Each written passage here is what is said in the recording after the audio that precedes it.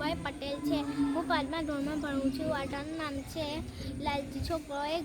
એક ગામ હતું। ગામમાં એક વખત એક રાજા આવ્યા। તે બધા રાજાને ભેટ દેવા જતા હતા। ત્યાં એક છોકરો રહેતો હતો। એની બાજુને એક એનો પડોશો રહેતો હતો। તે બહુ લાલચી હતો।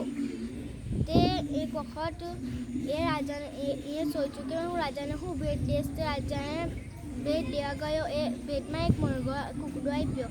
તે કૂકડો રાજાએ કહ્યું કે હું મારી રાણી, મારા 2 દીકરા અને મારી 2 દીકરીઓ વચ્ચે કેવી રીતને વેચીશ। તેમને કહ્યું તમે ઘરના મોટા છો એટલે તમે પીઠનો ભાગ લીજો।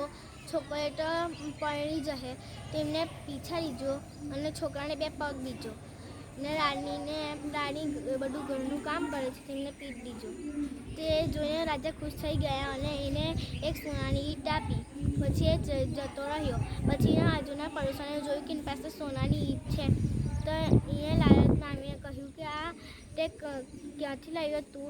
તે એને કહ્યું કે મેં રાજા પાસે આવીને લાવ્યો।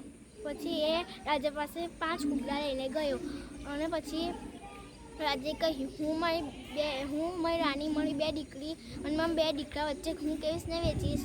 તે તો માથું ખંજવાળ લાગ્યો અને પછી પેલા એના બાજુવાળા છોકરાને બોલાવ્યો। તેણે કહ્યું કે 2 છોકરા વચ્ચે 2 મણકા દઈ દીજો। એક છોકરી વચ્ચે 2 મણકા અને રાજા રાણીનો 1 મણકો। તે જોઈને રાજા ખુશ થઈ ગયો અને એને સોનાની ઈંટ પાછી આપી અને સોનાની ઈંટ લઈને જતો રહ્યો। આ વાર્તા પરથી એ શીખ મળે છે કે લાલચ બુરી બલા છે।